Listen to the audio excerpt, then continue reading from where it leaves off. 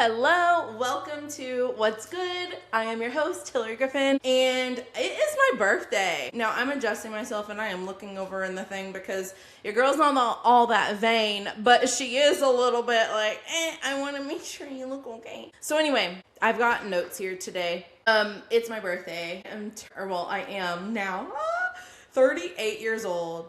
I feel like a lot of people don't think that I am my age. I mean, people around my age, I feel like they think that I am. But younger people be just like so kind, thinking because of my personality, I hope it's that. I don't know what else it would be. But because of my personality and stuff, like some people think that I'm younger. Anyway, I'll hold on to that for as long as I can. So look at us. Okay, if you're listening on just Spotify, then you are missing what YouTube is seeing, or you're missing what the video on Spotify is showing you. I have a new mic stand, thanks to my hubby. So my husband got me a new mic stand, so I get to be hands-free other than like today. I do have notes because like I said, it's my birthday. I got stuff to do. But so you might even be wondering, like, Hillary, why are you recording a podcast on your birthday? We're going to get to that in just a second, and then we'll get into today's episode. Like I said, this is what's good. We're focused on what's good. And one of the good things in my life is my husband, who got me this, who also got me my whole studio. Okay. So anyways, I decided I wanted to do this today, and getting to the decision to record a podcast today was not all that easy. Last night, I had this like whole meltdown moment, feeling like I wanted to do things today that I felt like I shouldn't want. And it's not because of me. It's because of majority of people maybe wouldn't spend their birthday doing some of the things that I've already done today. So we are midway through the day. After I record this, Zeres and I are going to go out on a date and all of that. But this morning, so I caught up with my sister-in-law and her friend. After that though, and Zeres got me birthday bagels from Arbuckle Craft Coffee here in Ada, Oklahoma. Anyway, so other than that, what else did I do? I worked on my business. And some people would like see what I do and things like that, and they'd be like, oh, Hillary, like you're working for your birthday, and they might judge that a little. Well, for me, it's just not work. Like I say I work because, for one, I want my girls to understand that what I do is work. It's an option, and that's a hint at today's episode, but it's an option for work. And I like sharing with them the importance of work, of being a hard worker, things like that. But for me, to be completely honest with you, I have chosen the lane of work that I'm in, not for the typical reasons that entrepreneurs get started in entrepreneurship. For me, getting to create content, and I feel so weird because I feel like my whole face is covered. Maybe I should anyway, okay. I'm going to get used to this. We'll figure it out for next time. But anyway, I feel like I got started in entrepreneurship accidentally. I know a lot of people do say that, but I think a lot of people get started because they have a skill and they want to monetize that skill and maybe leave their 9-to-5 or, that kind of thing. Or maybe another option is another view of it is that they get into it because they understand how much money can be made when you own your own business, and they want to own their time and things like that. I think in the past, I used to, based off of different things that I offered and stuff like that, I used to talk about those things because those to me are benefits, but they're not my why. So why did I get started in entrepreneurship and all of that? And why would I choose to record a podcast on my birthday? Why would I choose to work on my brand on my birthday? Why would I do that kind of stuff? And why is this not the first time that I've chosen to spend my birthday this way? For me, it is an outlet. So in high school, junior high school, I was all into art. I loved art. That was probably one of the special things about me. That was also something that I didn't make a big deal about to other people. I didn't share it a lot with people. It was just my little thing. It was just as the mixed girl in school, didn't fit in with those people perfectly, didn't fit in with those people perfectly. Just you deal with some of those kinds of things with your identity and like all that kind of stuff. And then you find a thing that you're like, this is mine and I don't have to share this with anyone. You know what I mean? I don't have to do anything with it other than enjoy it. Okay. So over the years, I don't sit around and paint anymore. I don't it's not even like I'm like this amazing artist or anything, but I am a creative at heart, and creativity and creative things were one of my biggest coping skills after going through a very traumatic time in my life. So I learned a lot of different skills, but implementing being creative as an outlet ended up being one of the best things that I could have done for myself. And so that graduated from a thing that I loved when I was younger in junior high and high school to a thing that I used to cope to a thing that now I feel like has a lot of purpose in it. It is not my full purpose to be creative and create content. That's not my full purpose. And it has a lot of purpose in it. And selfishly, one of the purposes that my creativity and showing up as a content creator, one of the things that it does for me is it still provides me that outlet when I'm going through things. Like right now, there's a laundry list long of things that I have going on that right now, is not the episode for me to talk about all of it, but I have things going on that require me to tap into this outlet. And so some people would be like, oh my gosh, I don't want to, I wouldn't want to work on my birthday, or I wouldn't want to do whatever. And I'm sitting here, even my sister texted me today and she was like, do something for you today and let Zeres and the girls spoil you and all of that. And I thought to myself, I am doing something for me today, sharing stuff and showing up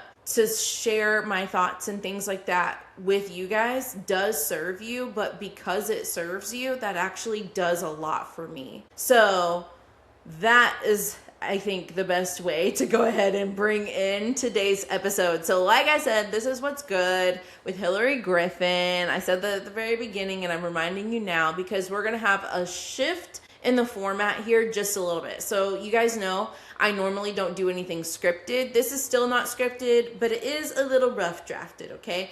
Not only is it a little rough drafted, but we are going to have a different way that we approach the topics, okay? So I'm going to say what's good.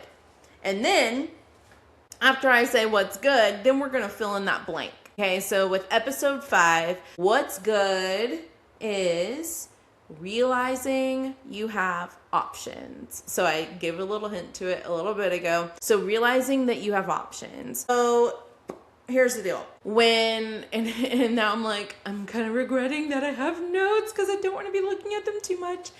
But, and you guys know that I don't edit this a ton. Anyway, so realizing that you have options. So like I said, I brought up the whole coping skills thing. Well, there's a reason that I want to bring this up. And right now I'm going to go ahead and say, hey, trigger warning for anybody who deals with any mental health issues, or if you possibly, that could upset you in some way, for us to have a little bit of conversation around that. I just want to tell you, listen to this whenever you are ready, but if you don't listen to it today, I'm not going to take any offense. Okay, so I'm going to make this long story as short as possible. When I was right before my 25th birthday, so that is 13 years ago. Holy moly. I went through a traumatic event. I probably have already, or I will share the details of what happened and everything at a different time. That's not what this episode is about. But this traumatic event was so severe and impacted me in such a life-changing way that I ended up going to 3 different psychiatric hospitals because of the symptoms that I was dealing with of PTSD, anxiety, and severe depression, alongside suicidal ideation and a spiritual battle. It was a lot. Okay. So not everybody who deals with a mental health issue is dealing with something that could only be spiritual. But for me, I was dealing with something spiritual alongside, like something like insanely spiritual, alongside the mental struggles and all of that from this event. And so that was all around, like I said, it was the event that happened was right before my birthday. It was a few days before my birthday. And the last time that I attempted my life was around the end of, it was in June. It was in June of that same year. So 13 years ago. And between the months of March and June, I had, like I said, I had PTSD, anxiety, and depression. I don't even care if this probably is not the best view, but it's fine. I had PTSD, anxiety, and depression so severely that I rapidly lost weight. Like, it was insane. Lost a ton of weight. I ended up going into a full psychosis, like manic episode after manic episode. I was losing myself. Try to go to a doctor because I'm like, why am I losing so much weight? This is insane. Why can't I keep anything down? Like, this is nuts. So trying to do that, just found out my soul was sick. That's a real thing. I mean, at least for me it is. Okay, so dealing with that, I went to counseling, and my head was in such a crazy place because of what I was dealing with. I was having night terrors. I was often seeing the other individual that was involved with the event. It was just a lot. And then on top of that, I was getting high every day, like smoking weed every day. This isn't a judgment on anything like that, but this is just, again, telling you my experience. So what ended up happening is when I would go to counseling, we would have a conversation, and then I would go hyperfixate on maybe like one or two things that was said. My brain would kind of make it mean something different. And so sometimes that was like good, and it would be like an up day. And then other times that could be a very down day. So say like if I talked to my counselor about the story of Job, and like in the Bible, that ended up being one of the worst things for me. I wasn't in a place to handle that. So anyway, there was a lot of me just losing who I was for a long time, to the point of I had to go to 3 hospital stays. Now, one was kind of piggybacked. One I went to because I was stuck in a manic place, like a psychosis, and I had been awake for, I think, 72 hours for sure, like without going to sleep. Like I was not it's almost like I want you to think about, like, your brain does operate a lot like a computer. So imagine the computer's glitching and it's just on. That's where my head was. And it was really scary. It was really sad. And so that's why I had to go to the first hospital. And then the second hospital was just because at that first hospital, we didn't do enough. I don't think that they were equipped, and I was put on the wrong medicine. It was not the best situation. And so I didn't come home like any better from that one. And so anyway, so my episodes kept continuing. I kept dealing with like the whole suicidal ideation and threatening it and things like that to like my family members that hadn't quit, so I got to a point where I was a danger to myself again, and that also made me a danger to other people because of where my head was. So I ended up saying, I went to my husband, I was like, no, I think I need to go back to a hospital, and like we agreed on it.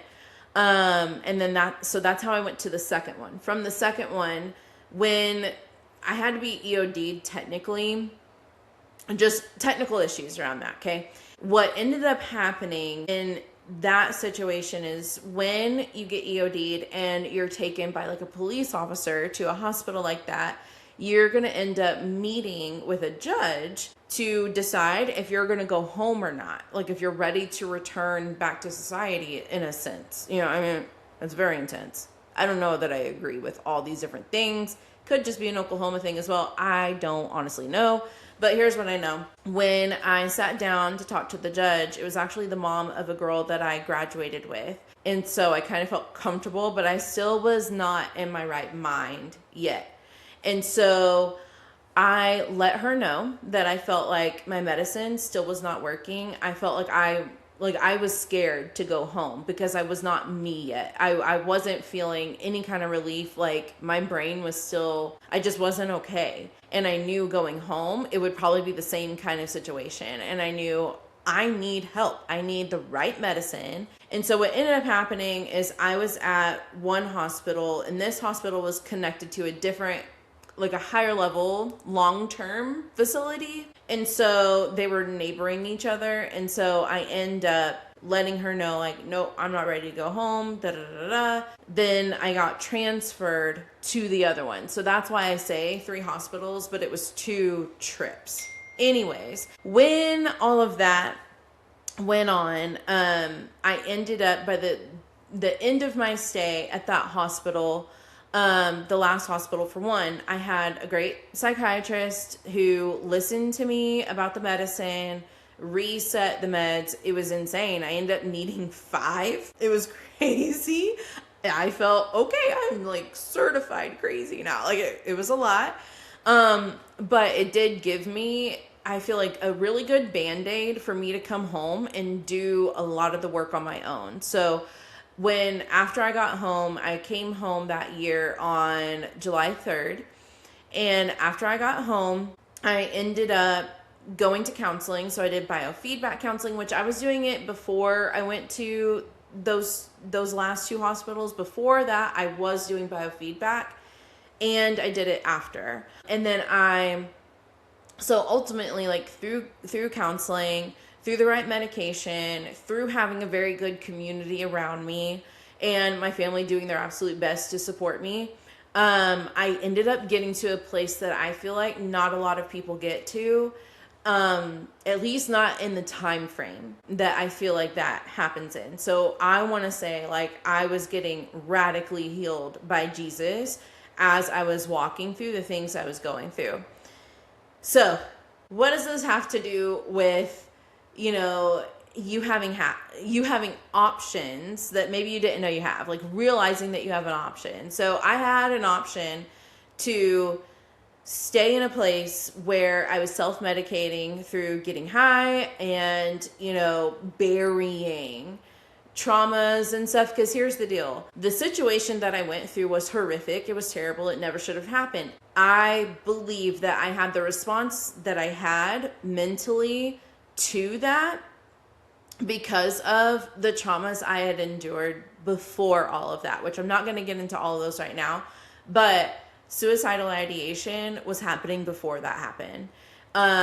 Suicide attempts happened before that situation happened. So that situation is just what took me over the edge, and I couldn't self-medicate myself through what that situation was.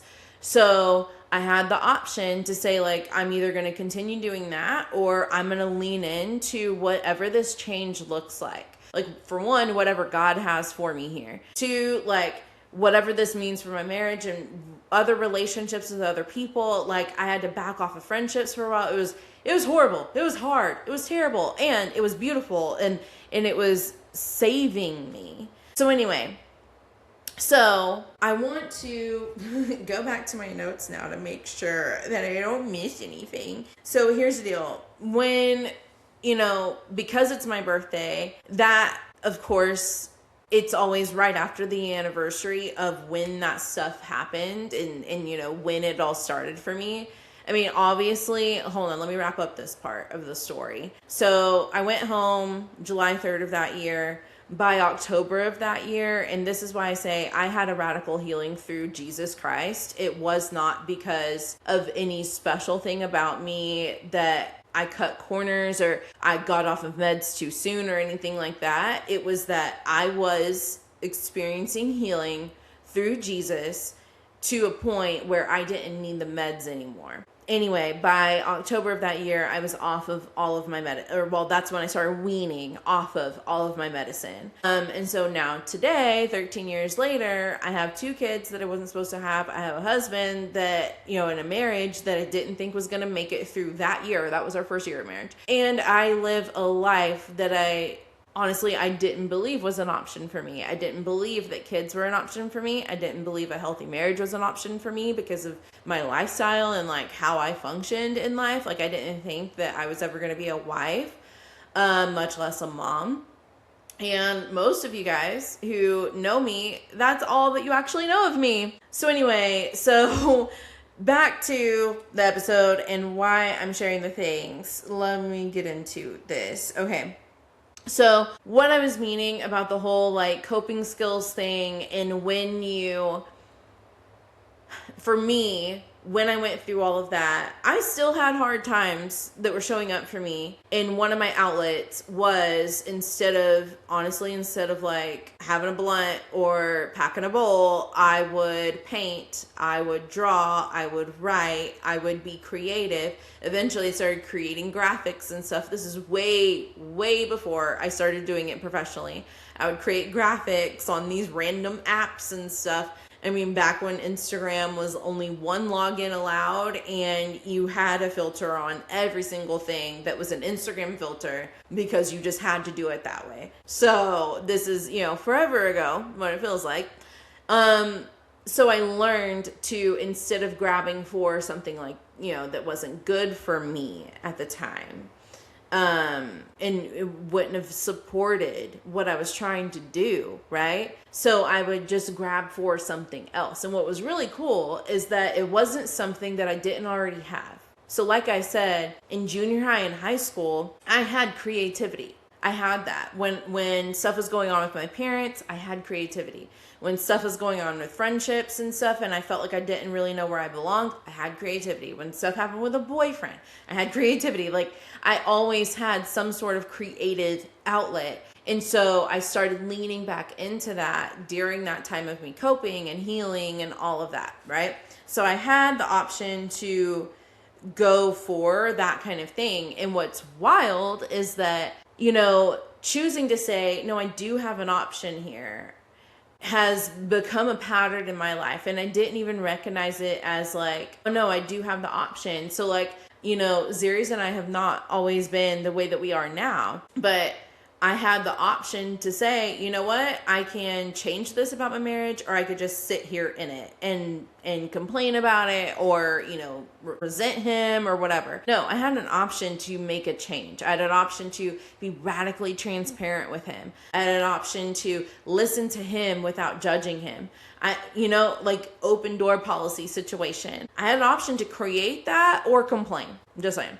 I had the option to say, this is how I am going to be as a mom, even though it wasn't my exact experience. That's not dogging my mom. That's just saying, here's what I want. You know what I mean? I had an option to choose that. I had an option to say, I don't have to be a product of the environment that I've experienced with past relationships or within my family unit, like whatever, things like that. I have an option to change that, right? So anyway, I wanted to share this with you today because here I am, 38 years old. I am not the wisest woman in the room, okay? But what I am is someone with a lot of experience and a lot of hard crap. And if you've ever been someone, or you are right now, where you feel like you just don't have an option, you just feel stuck. I don't have an option. Like I'm always going to deal with anxiety and depression, or I don't have an option. I'm just not cut out to be that kind of mom. I don't have an option. This is just how things are in my marriage, and it's just the way it is. I don't have an option. I have to go to this job that I hate. And, even though I dream of doing something else. Like for me, I had an option to stay like doing hair. Like hair is something that I did for a long time. I had experience in retail. Like I had experience in a few other things. Like I could have gone and done those things, or I chose to have an option to bet on me while raising my kids. Why? Because I knew that I was called to this space. Now, it wasn't because I was going out looking for my calling and looking for my purpose. No, I was looking for Jesus. I was looking for help. I was looking for an option. And that's how I ran into creating content online. It gave me that creative outlet. I've never had to let go of my creative outlet. That creative outlet is something that God gave me to make it through hard things this side of heaven. And what's so cool is that while pursuing God, I found my purpose. My purpose is to help other people. I believe that I'm called and created to pull people out of their own pits. Like if you feel like you're in a fiery pit, or if you feel like you're stuck, or you feel like you have no hope, you know, stuff like that, I'm going to be the girl to pull you out of that thing. And I know that I can do that. But at the same time, I get to do that in ways that, you know, somebody else could have the same type of assignment, but they're going to operate in it differently. And how cool is that? So like for me, I get to be creative and do that. And so anyway, sharing this with you because I believe this should matter to you. If you have ever felt like you don't have an option, or you feel like that right now, I hope that this is just a message of encouragement to remind you that you have an option. You know, your life, number one, your life is not worth quitting on. Jesus believed that your life mattered so much that he took the cross for you. What is the cross? That is your sin, but sin, like, don't get wrapped up in that word. I need you to understand what sin is. Sin is just you being disconnected from your creator. And Jesus said, hey, I will give my life to help reconnect that person to God and create a way that they could be connected again, because we can't connect to a good version of the spiritual world that exists and life after death without connecting to it through Jesus. If we do connect to it in any other way, that's possible, but those roots are dark and it's not the healthiest thing for you. And so to me, like that, you have an option to choose that. You can choose to have a life, right? And you can say, this is the life that I want to live. I want to live one with my creator where he's guiding me and all of that. Now, another option that you could have is you could say, today, I'm going to look at how much money do I need to save up so I can leave that job. If you're miserable there, why are you still there? Why are you still staying? I understand when things are safe and stuff like that, but is there not a way that you could find maybe a different way, a different option? Okay. So I would love for you guys to consider those things when it comes to your relationships, whether it's family, friends, whoever it is, your spouse, your kids. You have the option to change how you're showing up in every relationship that you're in. All it takes is a moment, and you can just turn and you can say, I'm going to show up differently here, and I'm going to be kinder. I'm going to be more curious about the things that frustrate me about this individual, or I'm just going to be a better support and a better, person just showing up in their life for them. Whatever that looks like for you, you have the option to change it. You don't have to be what you came from. You don't have to be what you think your pedigree is. You don't have to be any of that. You have the option to change. If I could be somebody that was suicidal for a large amount of my life, and then you pile on top of that living in a way that made me lose my value for a while. I did not think I had any value. I didn't have any hope. If I could be that kind of person who is doing those things, is living that way, goes through the things that I went through, multiple psychiatric hospitals, miscarriages, insane stuff. If I could be that person and still end up having a life that you look at and you're like, man, that's kind of nice. Even if it's just kind of nice, you understand? I didn't think any of this was an option for me, and it is my reality now. Anyways, I didn't want to share something super heavy, but you know what? Your girl has always been a deep thinker, deep storyteller my whole life. And I'm starting to get a little more used to, finally at the age of 38, maybe by 40, I'll be secure completely in this, but I'm starting to get used to the fact that this just is who I am. And so when I share and stuff like that, nothing about what I would talk about is ever going to be shallow. Just because we're focused on what's good does not mean it's going to be rainbows, butterflies, blah, blah, blah, blah. I'm going to talk about the real stuff that helps you experience more rainbows, butterflies, and yay, more of the good things in life. And so if you don't think that there's anything good out there for you, I just want to remind you that there is, that you always have an opportunity. There's always an option that is a good option out there. You just have to choose it. Okay. So anyways, that's it for my birthday episode and my first episode using this. And we will figure out the setup and me doing things and me getting more comfortable doing this next time. But for now, we're going to go ahead and wrap it up. And until we see each other again, which will just be like next week, I want you to be good, do good, and focus on what's good. And I will see you guys next time.